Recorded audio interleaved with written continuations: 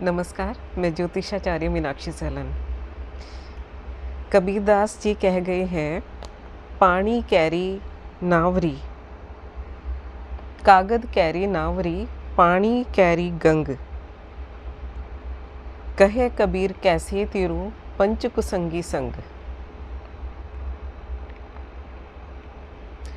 कबीरदास जी ने ये जो कहा पंच कुसंगी संग, उनका कहने का भावार्थ ये था कि ये जो शरीर है वो भव सागर में कागज़ की नाव की तरह है।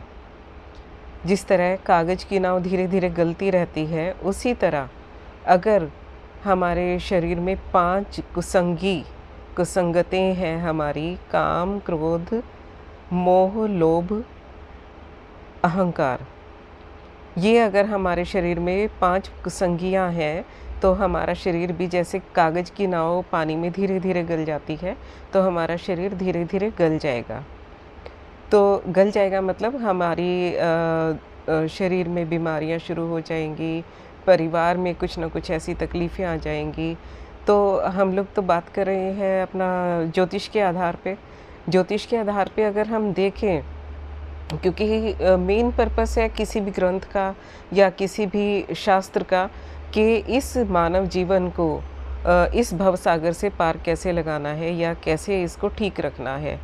तो हम देखेंगे कि हमारा तीसरा भाव क्या है, हमारी इच्छाएं क्या है, वो पापग्रस्त तो नहीं है, या फिर 11वां भाव जहाँ से हमने अपनी इनकम हमारी होनी है, पैसा हमारे जीवन में आना है, वो हम किस तरीके से लेके आएंगे। अगर वो पैसा हमारा गलत तरीके से आ रहा है तो ये डेफिनेट है कि आपके परिवार में परेशानियां ज़रूर होंगी। तो वो परेशानियां वो धीरे धीरे आपको भव सागर में डुबा देंगी। जो कबीरदास जी ने कहा है, कहे कबीर कैसे तिरूं, पंच कुसंगी संग।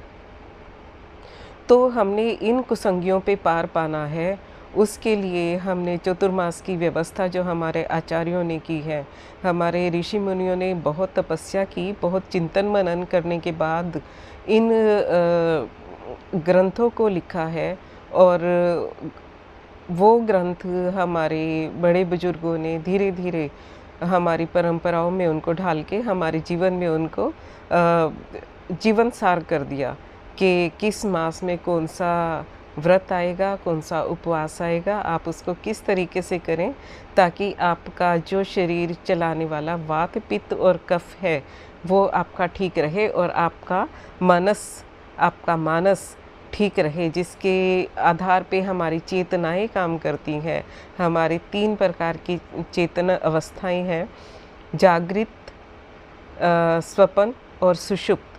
अगर हम जागृत अवस्था में रहते हैं, जागृत मतलब जागी हुई अवस्था में, और स्वपन अवस्था मतलब जाग भी रहे हैं लेकिन कहीं और खोए हुए हैं, मतलब आसपास क्या चल रहा है कोई हमें ध्यान नहीं है।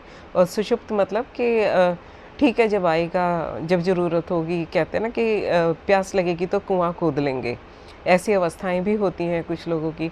तो हमने कोशिश करनी है कि हम हमेशा अपनी चेतना को जागृत अवस्था में रखें। अब ये चेतना क्या है और कौन है, इस पे भी हम बात करेंगे आने वाले समय में।